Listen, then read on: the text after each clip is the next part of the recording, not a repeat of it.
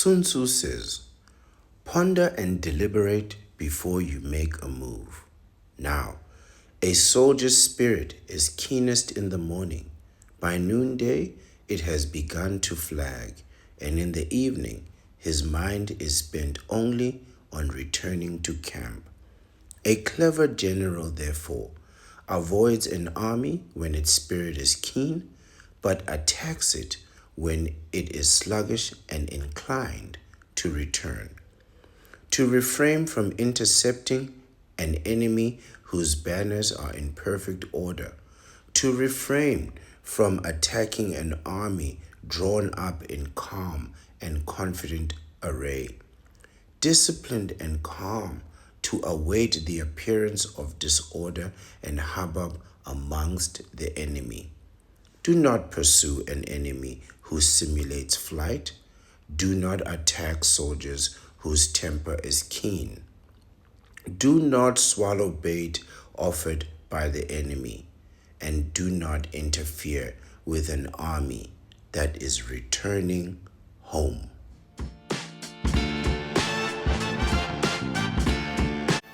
Allow me to extend a warm welcome to all the viewers on the internet and around the world.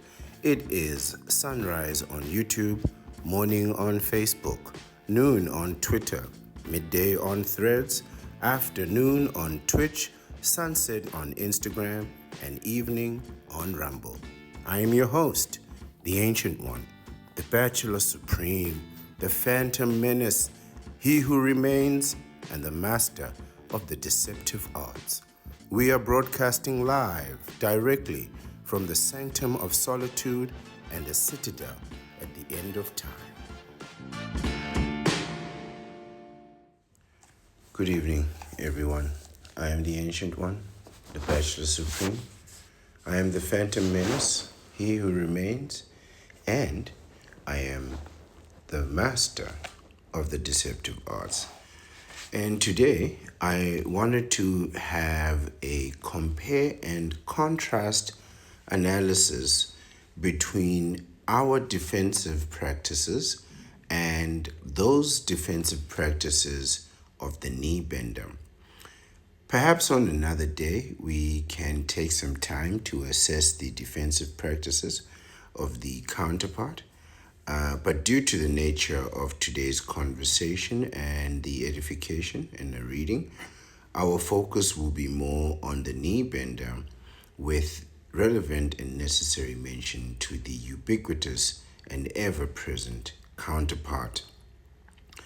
What we are discussing today is the reality of male contraception, in particular condom use, or rather, the reality of the lack of condom use in society today.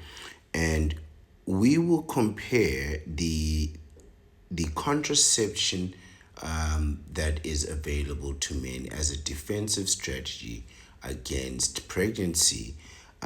So we will compare the use of condoms against our undefeated strategy of freezing your sperm and getting the vasectomy, right? Our evolutionary strategy of vasectomy. Now, we do know that there are 3 types of contraception that are available for men, right?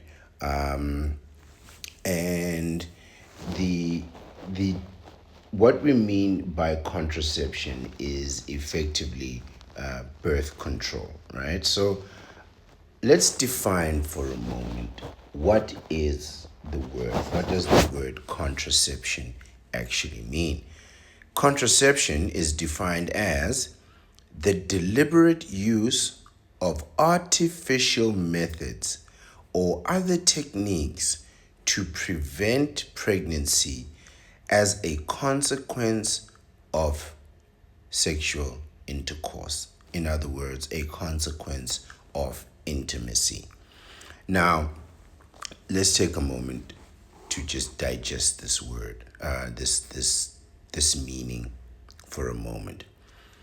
The deliberate use, in other words, this is not an accidental, this is not natural, right? So people are going out of their way to deliberately, on purpose, use artificial methods, unnatural, supernatural methods, or other techniques. Supernatural methods or other techniques. My goodness, what other techniques could they have? To prevent pregnancy as a consequence of intimacy. So they are using supernatural, artificial, right? Unnatural, artificial, that's what it means. It means either real or unreal or unnatural methods or techniques to prevent pregnancy. That's what it's there for, right? So you employ something other than yourself to prevent you from getting pregnant or getting somebody else pregnant, right? So you cannot prevent yourself from getting somebody pregnant. You need to put something in between you and that person. Let's look at another definition here. It says contraception, also known as birth control, encompasses methods and methods, techniques, devices, tools used to prevent pregnancy. This is all about preventing pregnancy, stopping you from having these kids. It reads on. It's a crucial aspect of family planning, enabling individuals to control their reproductive choices. It's a crucial aspect of family planning, enabling individuals, the one people, person to person, one by one, to control your own reproductive choices, right? Freeze your sperm, get a vasectomy. These are the reproductive choices that we have made, right? Because we want to be able to control our options, our choices, right? This is what it's there for. It says, effective and safe contraception is vital for maternity and paternity health, reducing unintended pregnancies, unintended, accidental pregnancies, and thereby empowering women. Empowering women. That's the part really that landed on me, right?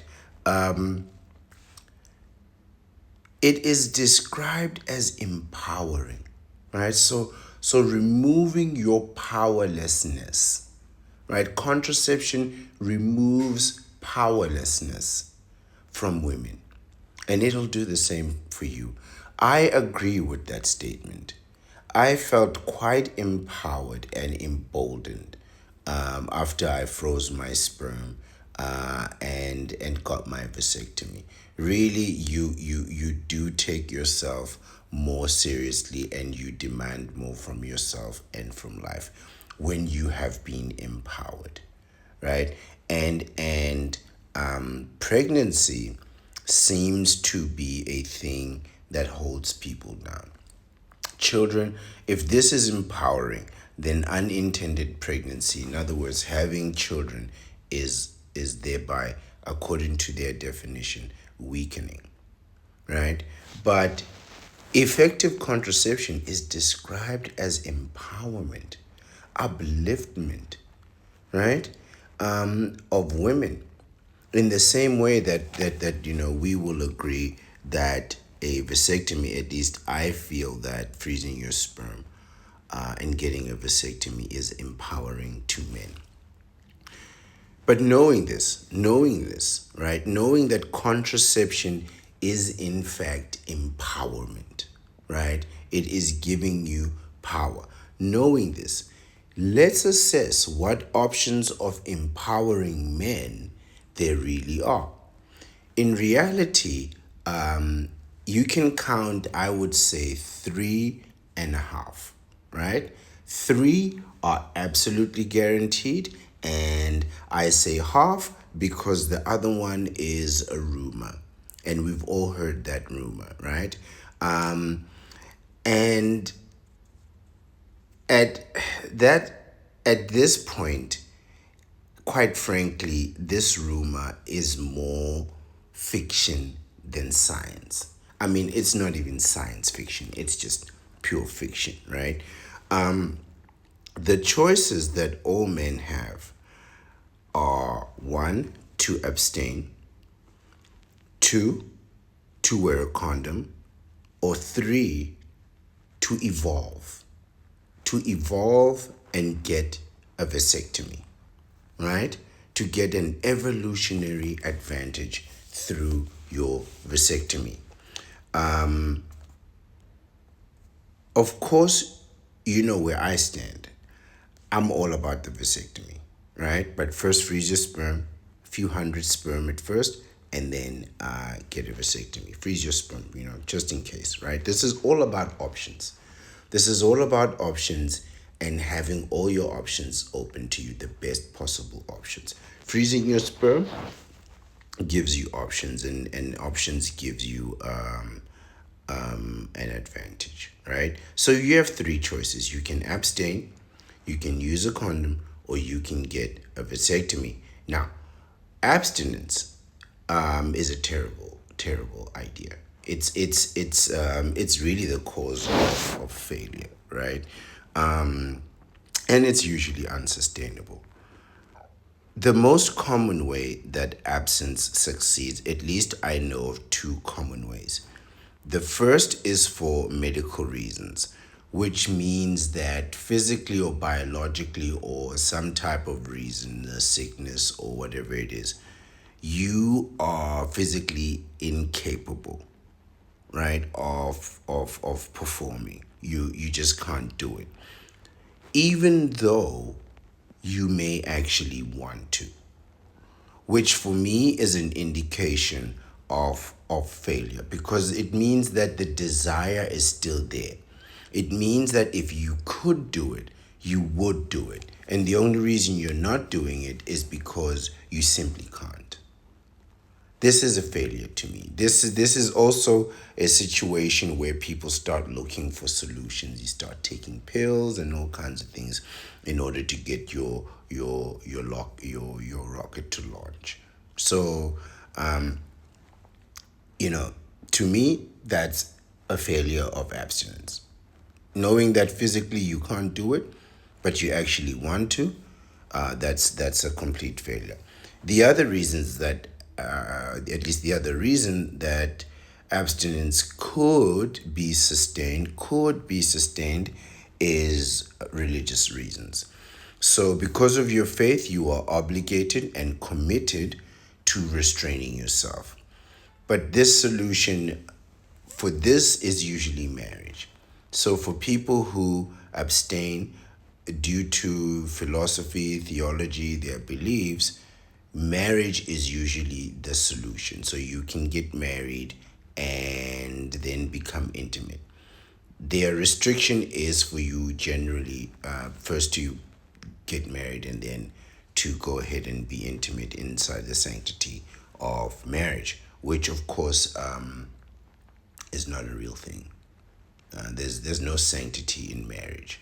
A marriage is a legally binding contract. It's an assets combining contract. It's not a religious, you know, rite of passage or anything like that. It's not at all.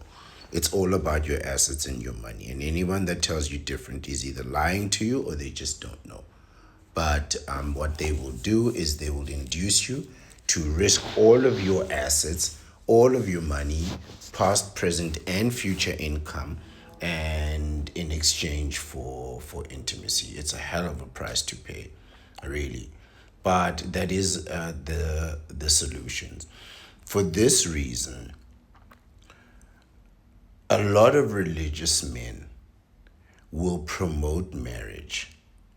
They call it starting a family or having family values. So, what you are seeing there is that they will abstain because their religion tells them to. But the first chance they get to get married, they're going to get married so that they can be intimate, which to me is an indication of failure again, because it tells me that, quite frankly, you really, really want to do it, but you're not doing it because you feel obligated by your religion. But in truth, you actually want to do it. The rumor is a long shot in the dark. It's really a long shot in the dark that someday is expected, within the next decade or so, that there will emerge some type of male birth control substance. Now, I haven't really done a lot of research on this, and I'm not gonna go research a rumor. While they're still developing it, I'm not a big believer in science. I think this is all science fiction, and I'll explain to you why I don't believe in science at all. But there's no way of being sure if this substance will be a pill or a spray or some type of ointment, and I'm not even sure what it's supposed to do. Is it supposed to prevent the sperm from coming out but allowing the semen, which is what a vasectomy does, or does it just kill the sperm and leave the semen, which is a whole nother problem all by itself? I'm not sure.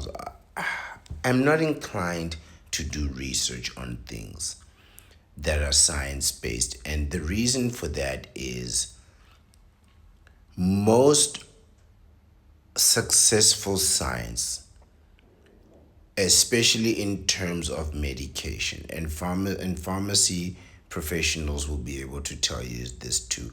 Most of it is developed accidentally. So they were trying to cure one thing and accidentally invented a pill that launches your rocket.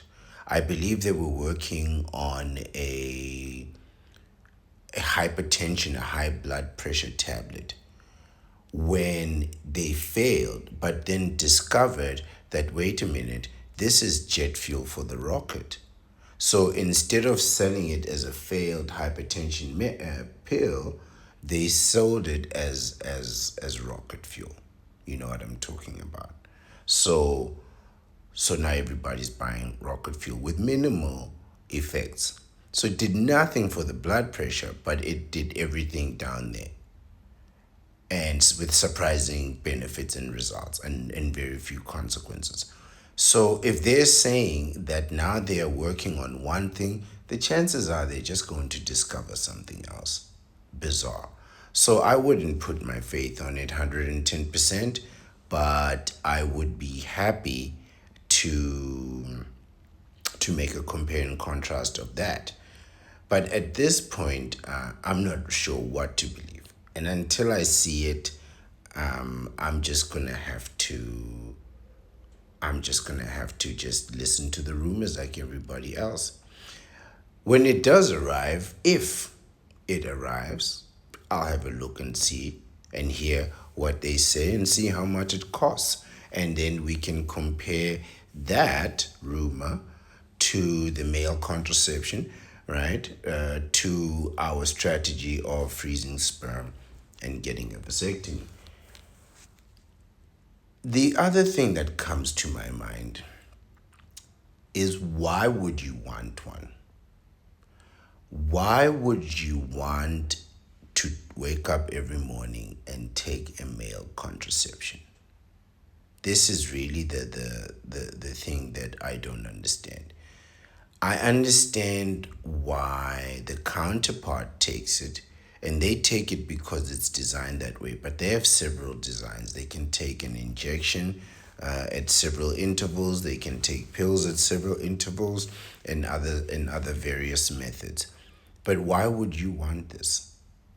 Why would you want to wake up every morning and take a pill or go to the doctor every month and get a shot? I don't get that. I mean, when you have something else to compare it with. But, but I'm sure that if and when it arrives, there will be a market for it, and I'm curious to see how that market will respond, just as I was in the market for a delightful evolutionary vasectomy. So, after these deductions, it only leaves two realistic and viable options for contraception and defensive tactics for men in terms of insemination and pregnancy: the condom on the one hand, and on the other hand, the vasectomy, all things being equal. We are assuming now you've frozen your sperm, you've recovered, everything is ready to go. The doctor gave you the A-OK. You went back with your sample after 21, ejaculations, and the doctor told you that everything is all clear. You are now firing blanks, right? So, all things being equal, let's see which one works. So, the issue of, I won't say availability, but I suppose it has to be availability because these things are available to everyone. But based on our reading today, and I had my numbers quite wrong, I had to readjust them based on the reading today. But based on our reading today, they will show that fewer than 20% of men use condoms in the United States. I had it at around 30%, but my statistics seem to be decades out of whack. It is fewer than 20% of men in the United States use condoms, and around 20, just above 20% of women say they report saying that they do. Mind you, the United States has the highest rate of condom use anywhere in the world. And while you might look at this and say less than 20%, and it might seem like a tremendous failure on the side of condoms, but compare that with only 2% of men in the United States that have received a vasectomy. In fact, it's less than 2%. It's like 1 point something percent, but it's close to 2%. They rounded it off at 2%. 2% of men in the United States have a vasectomy. And again, I use the United States as the standard because they are the highest. They have the highest number of condom use and the highest rate of condom use and the highest number of people with vasectomies. 2%. 2% is the highest that you're getting in the world. The richest, most profitable, most educated, most liberal nation in the world. 2%. Just imagine that. All right? This would indicate a much clearer advantage to condom use in terms of, maybe 20% of people are using condoms, whereas only 2% of people are getting vasectomies, right? So for people who don't get vasectomies, you're looking at a 98% chance there, right? 98% chance of success in terms of pregnancy and insemination. But with condom use, it's only 80%. I say only 80%, but let's be honest, 80% is still a tremendous failure, right? But consider this, that the issue isn't the 20% of the time or 20% of the people that use condoms. It is the other 80% of the time when you don't use the condom. See, now that's the difference right there. It's the times when you're not using the condom and when you're not abstaining, right? Those are the times that you need to be concerned about, because that's where the vasectomy shines. It's when there's no condom and there's no abstinence. That's where the vasectomy shines the most, when it's just you. No one can take a vasectomy away, but they can take a condom away. You see that 80% majority, which is 80% majority of the people and 80% majority of the time, that's where the real magic of life and birth really happens. That's where babies are conceived. That's where insemination happens, and that's where you get her pregnant. That 80% of the time when you are not protected. On the other hand, while we vasectomites are vastly fewer in numbers, our method of protection is 100% guaranteed foolproof under any and every set of circumstances anywhere in the world. It cannot be beaten. And if you freeze your sperm before that, it is evolutionary. It is more than victory. It is evolution. I would describe it as the true form of evolution. It's been 1 billion years since we can indicate any type of genuine evolution in our species. 1 billion years. The only thing that's happened since then is people have either gained weight or lost weight. 1 billion years with no evolutionary growth until now. Until you get that vasectomy and freeze your sperm, you will not understand the magnitude of the step that you have taken in the right direction. It is truly evolutionary. It cannot be beaten. 80% no condom use. 80% no condom use, in my mind, is 100% foolishness.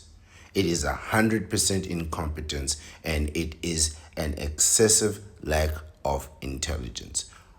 Why would you use, I asked myself, why would somebody want to use protection only 20% of the time? And then I found a correlation. And the correlation is infidelity and cheating.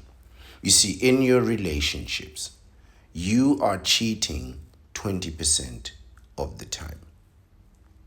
You are cheating, or 20% of you are cheating 20% of the time. I believe that it's 100% of the people cheating around 20% of the time. That's the 80-20 rule. This is that 80-20 rule playing itself out again. So, and I'll explain this to you. So there is a statistics that say around 20 to about 25%, right? Somewhere in that bracket. 20 to 25% of people have in fact indicated that they have had an affair and have engaged in infidelity and the other types of activity. And in those cases, they have used protection or may not have used protection. The other set of circumstances is solicitation, pay for play. It means so when you are using protection, you are using it with somebody who is not your partner, who, one, you don't want to get pregnant, and two, you are attempting to prevent STI and STD transmission, right? But the numbers they go together, right? They correlate in such a specific way that it's around like 25% of people having affairs, 20 to 25% of people have affairs, 20% of people, 20 to 25% of people use condoms, right? This alignment is too close to be a coincidence. This alignment is far too close to be a coincidence. It indicates to me a continuance of a very, very specific pattern, right? Not to mention that the average person has intimacy over 100 times a year. So if you've had intimacy with somebody 50 times, you can be sure that the other 60 or so has been with somebody else. So what we're saying is out of 100 intimate acts, only 30, maybe 20% of them are with protection. Less than 20% of them are with protection. I mean, this leaves you wide open to all kinds of attacks. And in earnest, it does not put you beyond the possibility of defeat before you engage. This is strategically unsound. This is why I am of the vasectomy and I am of the freezing your sperm camp, right? It's a tremendous risk using and then not using these condoms. And when you do use them, they are a clear sign that something that you're doing is not right, you know. But let's look at today's article and see really just how exposed your defenses are by not using condoms, by not getting a vasectomy, by really not taking care of yourself. The title of today's article is A Third of US Men Use Condoms, but not every time. That not every time, that's bad news. That's bad news. A third of men and a quarter of US women use condoms when they have intimacy, a CDC survey finds. This article was written by Maggie Fox. It was initially published on the 10th of August 2017. I know it was revised soon thereafter, but I'm sticking with the original date of publication.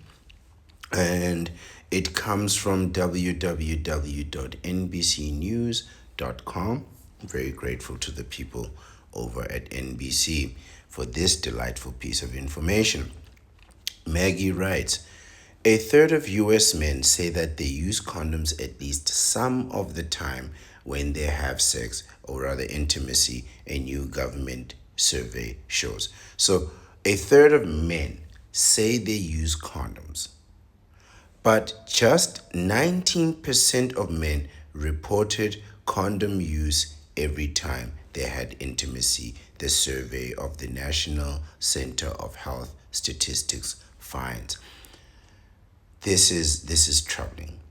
So about 30% of men say they use condoms, but only 19% actually report to have actually used the condom, right? So there's about 11 or 12% of men that are just lying. This is troubling, right? Just under 24% of women aged 25 to 44. This is the highest age group, by the way, the highest group of people that are having intimacy, 25 to 44, reported that their male partners used a condom at least some of the time. So, the women are also saying it's not all the time. Effectively, the other time, that's when you're going to get somebody pregnant. It continues. The NCHS, part of the Centers for Disease Control and Prevention, found condoms are the only way to protect against both intimacy transmitted infections and pregnancy during intimacy. This is true. This is true. So a vasectomy will not protect you against STIs and that kind of risk. It only protects you from having kids. The CDC recommends that people who want to prevent pregnancy and STIs use them every time when having intimacy. This is known. This is very common information, very well discussed. But yes, it's true. If you do want to prevent both STIs and pregnancy, you can just use a condom. For this reason, a condom is 100% effective, right, on both sides of the scale. The issue with condoms is very clearly human error. It's the people who are not using the condoms. And I always say, you're not smarter than your biology. So while you can have the option of using condoms in truth, you just don't want to. You just don't want to. And the reason is it just doesn't feel nice, right? So better to just get a vasectomy. Better to just get a vasectomy. Why take the risk? I'm going to start from here. The CDC recommends that people who want to prevent pregnancy and STI use them every time when having intimacy, but it's also clear that most people don't. And the least statistics put a number on it. And the latest statistics, I beg your pardon, put a number on it. So, yes, most people are not using protection and not using it most of the time, right? This is true. I would actually venture to go as far as to say nobody uses protection all the time. I would say that actually everyone uses protection sometimes, and those circumstances for me are either during the solicitation or infidelity, both of which are bad.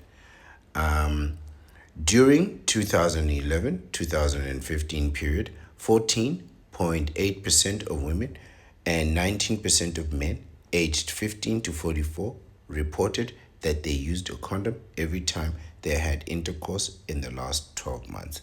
The NCHS team wrote in their report.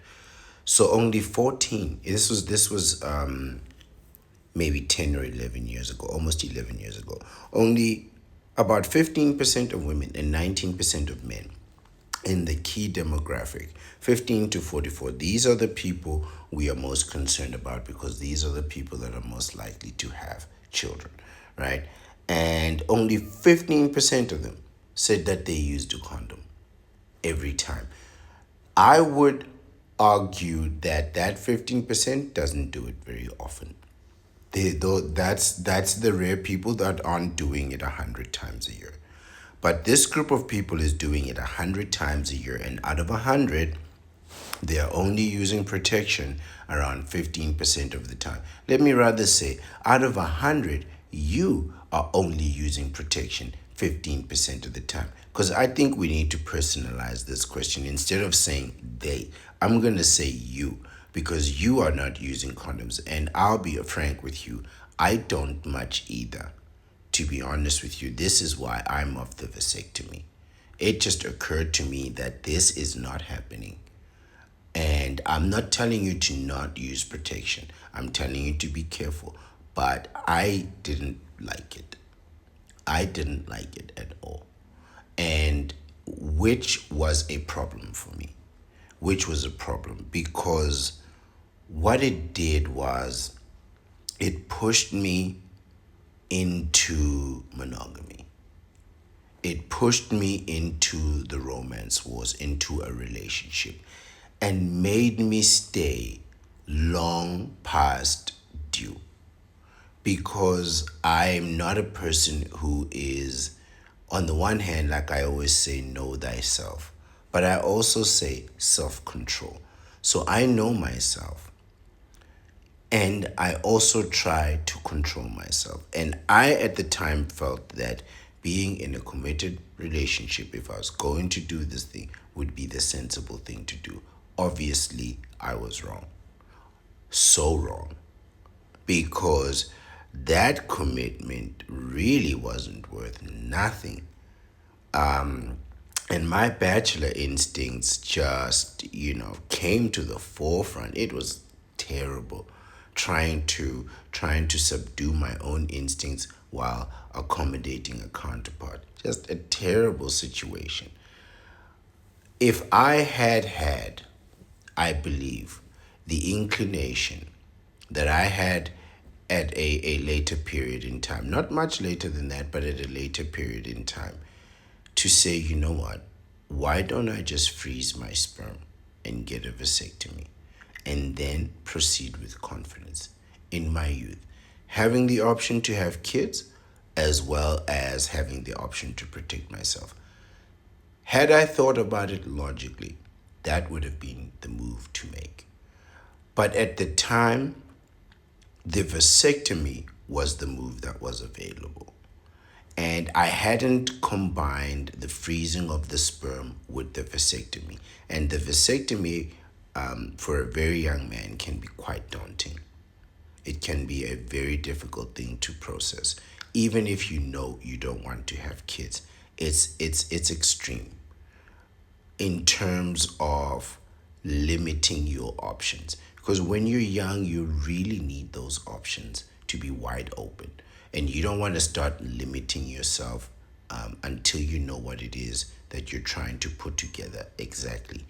So, but as soon as the idea to freeze my sperm came into my mind, and I assessed it and researched it and analyzed it as you know I do, it made perfect sense and I acted with absolute confidence. And it was the freezing of the sperm that dissuaded my reservations and my hesitation and gave me the confidence to act. And then it was keeping it a secret, just keeping it a secret that strengthened my resolve and firmly planted me in the deceptive arts. As I come to you now, offering the same move and the same secret. Freeze your sperm, get a vasectomy, and don't tell a soul. Don't tell a soul. Keep it a secret. Lie about it. Lie about it. You're going to have such a great time. You're really going to have a great time after you get that vasectomy. But if you don't, if you rely on that 15% of condom use, thinking that that's not going to get somebody pregnant, oh, you are so wrong. You are 85% chance that you're going to get somebody pregnant this year, and 85 again next year, and 85 again the year after. You're definitely going to get somebody pregnant. And these statistics prove that. I really thought 20% was the number. Now it comes down to 7%. Really, people are not using protection. You're not using protection. This is risky and dangerous. And your demise is predictable. I can see there's no reason for me to go pick a fight and a war with any of you. Your demise is predictable. Fighting you and hurting you is just inconsequential. Your kids will do that for you. Your wife will do that for you. The child support court will do that. They'll destroy you. Alimony, don't even get me started on the alimony. Destroy it. There's no reason to fight you. You've already destroyed yourself. And you destroyed yourself right here when you only used a condom 15% of the time. And your woman said that. 15% of the time. This is troubling. Maggie continues to say that the report is based on a face-to-face survey of more than 20,000 men and women, 20,000. Wow, that's a lot of people. It goes into great detail about health and lifestyle habits, but does not inquire about why someone did or did not use a condom. I have to mention something here about academic work in academia. When your survey is at around 10,000, it's considered an expression of the general public. So because after this, it doesn't really make a difference. So after 30,000, 40,000, 50,000, the percentages are sort of static. They don't change by very much. So when they're doing surveys with 20,000 people, you can consider the outcomes indicative of the general population of the country. This is a staggering survey sample, and the outcomes are the most reliable. You're not going to get more reliable information than this. At about 1,000 or less than 1,000, it can be indicative of like a small area, like a university or a village or something. So what you'll find is that the patterns of the next 1,000 could be completely different. But over 20,000 people, those numbers are absolutely reliable. So you can trust them. Let's continue. Also, it didn't ask why somebody did or did not use a condom. They just asked, did you use it? Right? The US has very high rates of unintended pregnancy and intimacy transmitted diseases, STDs. More than 45% of pregnancies in the US are unplanned. Wow. The CDC reported a record year of STDs in 2014. So listen to that. Low condom use, 45%, which is a tremendous number of unplanned, unintended pregnancies. So most of the pregnancies, most of the kids out here were unwanted. Up to 45% of the kids in the world were unwanted, were unplanned. They were a surprise. No wonder, no wonder you people are so upset. No wonder the baby mamas, the infamous baby mama, is so upset. Because she didn't want this. 45% of them didn't want this. It just kind of happened to them. And they need somebody to blame, so they're going to blame you. They're saying you did this to them. And then, of course, 2014, a record year for sexually transmitted disease, intimacy transmitted disease. This is some interesting information. There's a lot to take away from this. That 45%, I'm going to dwell on this number for a moment. More than 45% of pregnancies in the US are unplanned. Half the people in the United States were unplanned. That's a tremendous amount of people. That's over 100 million people whom their parents had you and didn't even know they were having you. They didn't even know that they wanted you until you were there, until it was no longer an option to get rid of you. Just consider that. Just consider that when you're wondering why people are upset, because they didn't want this. They didn't want to be responsible for kids. And this is what I'm saying. This is exactly what I'm preaching right here, what I'm teaching, what I'm edifying, what I'm promoting, what I'm advancing, what I'm talking about. This is why I'm here on a daily basis, because I know you don't want to be a father. You don't want to be a father. 45%. This is more than I thought. I honestly, I thought the market for these vasectomies was down at 2 or 3%. I was going for 2% market cap. I would have been satisfied peaking at 2%. But you're telling me that the market is wide open at 45%? This is a coup. This is a monopoly. This is a monopoly. If we could get all these men who didn't want to have these kids, 45% of you, the Senate of the United States would shut it down. I promise you, if 45% of the men who didn't want to have kids, 45% it says unplanned pregnancy, the Senate would shut it down. The US Senate would call a national emergency and shut it down with military action. I promise you. I promise you. This is serious. 45%, I'm motivated to proceed with confidence.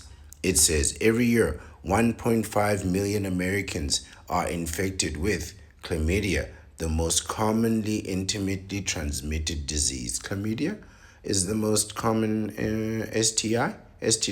I didn't know that. 1.5 million Americans. I think that's just under 1%. It's still a lot. It's still a lot of people. Another 400,000 get gonorrhea and nearly 24,000 become infected with syphilis. Now hold on. Every year, these are new infections every year. This is staggering. 1.5 million. Now I take that back. I said it wasn't big. It is big. Every year, 1.5 Americans are infected with chlamydia, the most commonly intimacy transmitted disease. Another 400,000 get gonorrhea and nearly 24,000 become infected with syphilis. This is almost 2 million people receiving STIs every year. Every single year, 2 million people receive STIs in the United States. Just remember that. I think is that the highest in the world? No. No, there are countries that have much higher STI infections than the United States. One good piece of news, condom failures are becoming less common, but people sometimes inexplicably stop using them during intimacy. I'll come back to that. Even when condoms are used during intercourse, they are often used incorrectly and inconsistently. Yes, it's inconsistent, which can reduce condom effectiveness, the NCHS team wrote. Now, this is what upsets me right here. I'm gonna tell you what it is. This is why I don't feel sorry for you people with your kids complaining about how are we supposed to feed 4 kids on minimum wage, because you're not. Listen to what they say here. One good piece of news, condom failures are becoming less common. So the condoms are perfectly fine. Just as the vasectomy is perfectly fine. There's nothing wrong with the condoms. Human error, incompetence. Incompetence is the problem. But people sometimes inexplicably stop using them during intimacy. Why did you stop using the condom? Why did you take off the condom? Don't get me wrong. I took it off too, but I got a vasectomy. I know why I took it off, because it didn't feel good. Why did you take it off? You got to be able to justify that. If you're saying you took it off just because it felt good, that's not a good explanation. You're not a vasectomite. You don't get to feel good. Get a vasectomy, then you can feel good. But inexplicably, well, I mean, maybe it's not inexplicable. It doesn't feel good. That's why people take it off. But now that it's off, you got to justify that. So this is the problem. So even the ones that use it, you still take it off in the middle. This is human error. This is human failure. This is why condoms are going to fail you. Just get a vasectomy. Just freeze your sperm and get a vasectomy. Because what you're going to do is halfway through, they say inexplicably here, but I can explain it. Halfway through, you're going to feel that your rocket, although it had a very sharp launch, is starting to lose steam in the atmosphere. And you know that you need to break through the barrier to get into outer space. But that barrier is preventing you, and your rocket, the gravity is holding you down. So your rocket starts to sink back down to Earth, and you can't have that. You can't have a rocket that's not performing. So what you do is you break through the barrier, and then your rocket just shoots back up. And then there you go. Congratulations. You launched a rocket, and now you're the daddy. This is terrible. And then there's the issue that people are just using it wrong. Right? So on the one hand, when you are using it, you take it off. And on the other hand, when you do use it, you use it completely wrong. But then most of the time, you don't even use it at all. This is a catastrophe. The choice that condoms have given people have created confusion, not clarity. There are so many times in so many areas where this technology can fail. And not because there's anything wrong with the technology, other than it doesn't serve the pleasure function of intimacy. Intimacy, we do it because it's pleasurable. If anybody who works in a condom manufacturing company, they don't feel good. And I understand they are never going to feel good. And that's the problem. They are never going to feel like the real thing. So ultimately, you're going to end up taking them off, which is a problem. But then, even if you do use them, then you take them off and then you don't use them anymore. This is a catastrophe. This is a catastrophe. And this explains to me why, 45% unwanted pregnancy, unplanned. That means you didn't even know you were pregnant. That's what 45% unplanned pregnancy means. It means you didn't even know you were pregnant. And this is because you're doing it all wrong. At least in terms of contraception, you should just freeze your sperm and get a vasectomy. I'm telling you, you're not smarter than your biology. You're really not smarter than your biology. Because try as you might, and some people, they don't even know they're taking it off until they've taken it off. And then once they've taken it off, they're glad they did until you're in the 45%. You're going to be in the 45%, by the way. And this means that the other 55, I believe is 55%. Please feel free to check my calculations.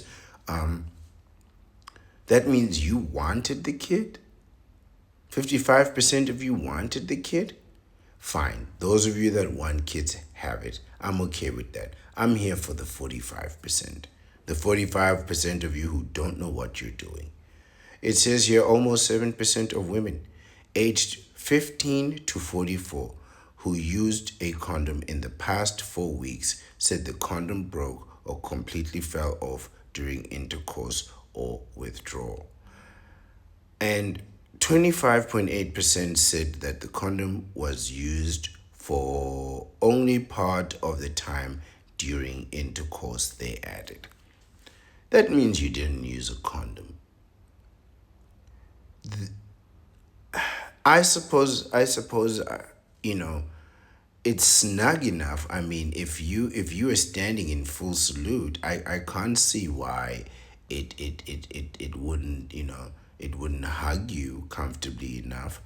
But I suppose, once your rocket starts to lose steam because there's no sensation, you're trying to break through a barrier and there's no sensation, you may just withdraw and say, well, it broke or it fell. But this is 2025.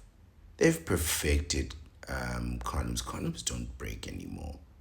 You can fill it up with water, all kinds of things, and it won't break. They don't break those things. They really don't break.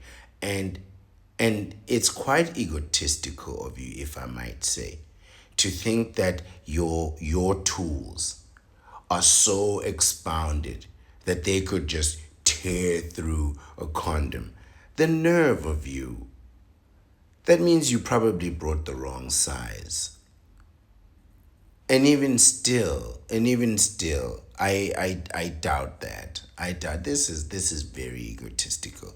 Even if I do say so myself, and I'm not saying that accidents don't happen, but I'm saying that this is not a consistent issue. This is not a consistent issue. And if that was the case, you should have just replaced it.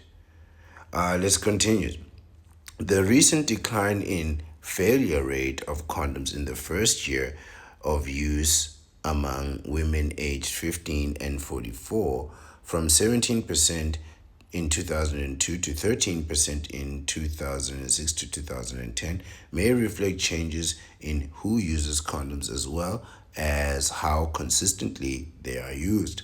So the frequency of condom use among women decreased from the year 2002 to about 2010. So that's about 10 years. So in 10 years, in less than a generation, you could say, it decreased almost 5%, around 4%. Fair enough. So most women, 60%, had never used a condom in the preceding year. 60% of women have not used a condom at all, as in never, ever, ever, nothing. In the past year, I would say it's been more than a year. 60%. That's a lot. These numbers, these statistics are staggering. They are truly, truly heavy, right? So there's no protection. So I would say then that female contraception is on the rise. Female contraception must be on the rise. If they are foregoing condoms, just as in some cases I may myself, now I'm not saying that you should, you're taking a tremendous risk to both yourself and your future. But that would only be because I have protection already, right? I would only recommend that you participate in any type of risky behavior if you have some measure of protection. And they may 60% of women, and what we'll see is that this number correlates also with the number of women that are on birth control. I think it's somewhere around 70 or 80% of women that are on birth control, which stands to reason that if you're on birth control, you're not going to use a condom, right? So I can understand that number. What concerns me is the men with no protection. Because if the women and the counterparts, they have protection, but the men and knee benders, they have nothing, it's you're not playing a fair game. You're playing a losing game. It continues, and 47% of men never did. 40% of men never used a condom in the past year. This is 50%. So half the men never used the condoms, and those that do, they used it less than 20% of the time. But like 50%, nothing at all. Like nothing. This is intense. And finally, it says here again, the survey did not ask why people in monogamous relationships, including married couples and those trying to conceive, would be unlikely to use condoms.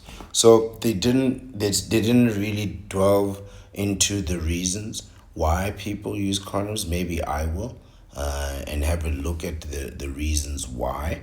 But I think I know very much. It's very clearly to avoid STIs, to avoid pregnancy, right? So those are the two primary goals. But also, I think there is an indication of infidelity there.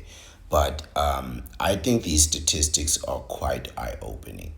They are indicating very, very clearly that most people don't use condoms, and most people that do use condoms don't use them often enough.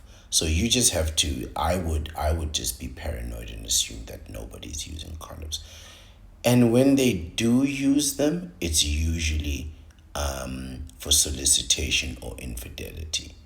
I cannot imagine you coming home one day and telling your wife you want to use a condom, because that's going to make her suspicious. Or a wife telling her husband that suddenly after 4 years she expects him to use a condom. That will make the husband very suspicious. Very, very suspicious in an angry way.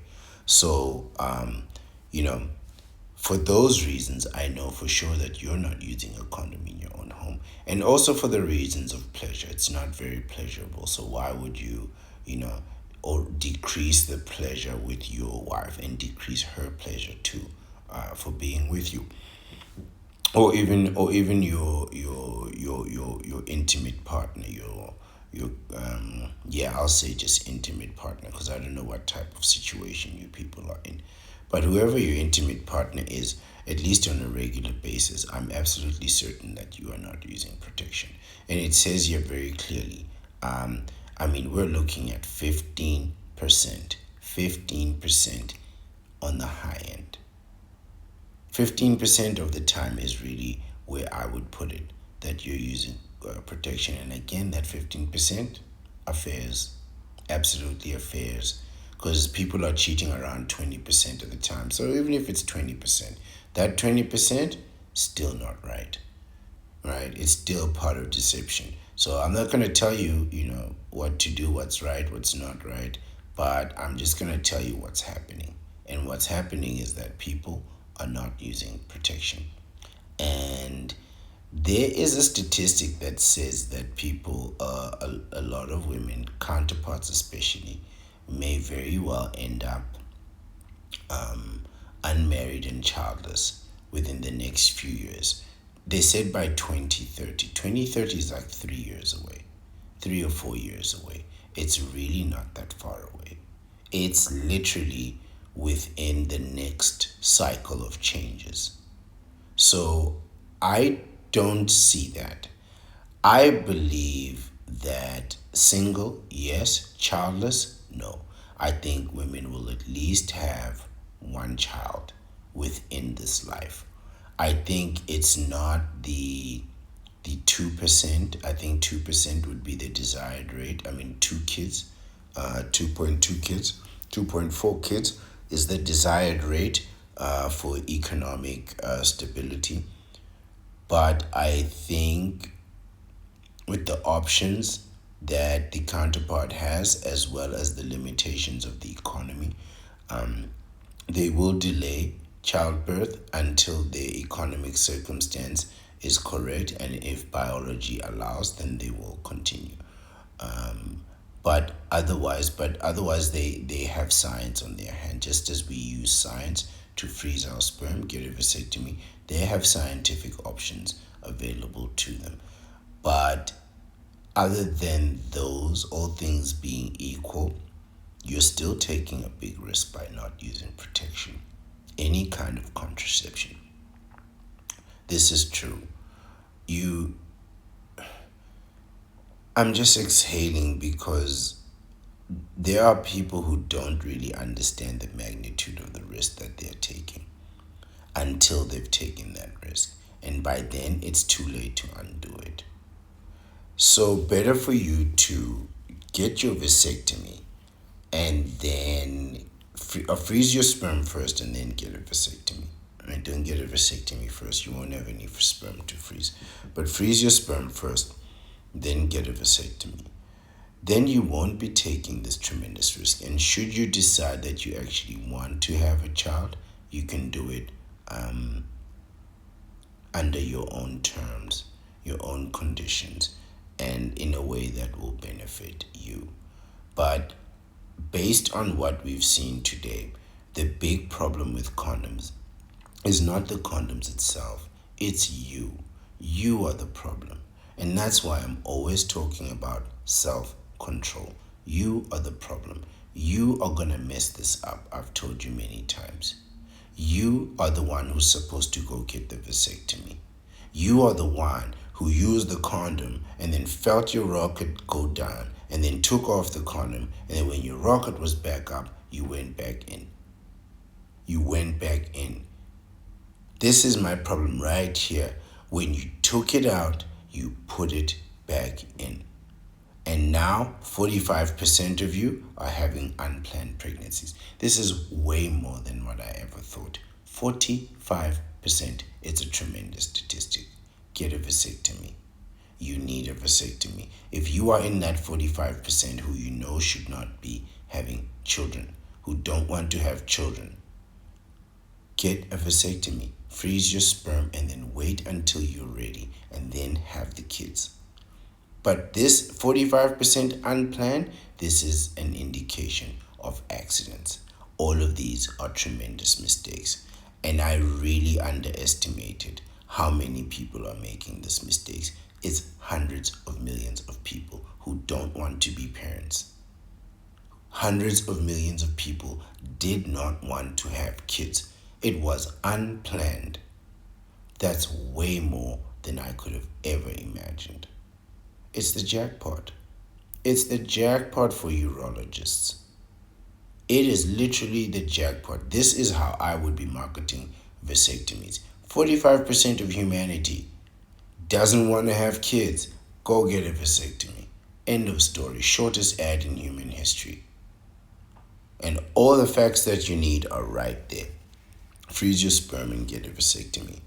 There is every reason to do so. And every single day I keep finding more reasons to indicate that I'm correct. And I am emboldened to keep testing this philosophy, this theory, against every other philosophy. And so far, I think I'm undefeated. I think I've laid out my case quite well.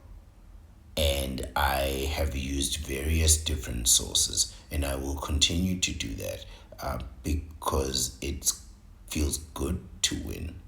It feels good to say something and know that you're right. I'm not rubbing it in anybody's face, but I believed I was right in my heart before making the videos. I've had my vasectomy for years, and I froze my sperm for years. And I waited out patiently, tested all the circumstances, all the actions, life's ups and downs. I've experienced it all, and the vasectomy has held fast. It has held true through it all. And I believe it'll do the same thing for you. Or you can face the debacles that we face here, 45% unplanned pregnancy. This is 50-50. 50-50. It's a coin toss. We're having a gamble here. This is very risky business. Russian roulette, that's what you're doing. It's Russian roulette. And if you don't get it right this year, I bet you'll get it right next year or the year after. Eventually, it's going to land on you.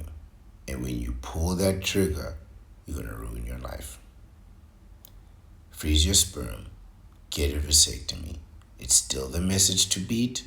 It's still the message to beat, and I haven't heard a better one yet. And I believe that it will benefit you too. I guarantee you peace of mind. Whether you're a billionaire, whether you're a millionaire, whether you're a 100,000-aire, or whether you're broke, I guarantee you peace of mind. Every man can evolve into a vasectomite. The path is open for you. All it requires is a small sacrifice for salvation. I am the Ancient One, the Bachelor Supreme, and I thank you for your time and your attention, and I truly appreciate it, and I always will. Have a nice day.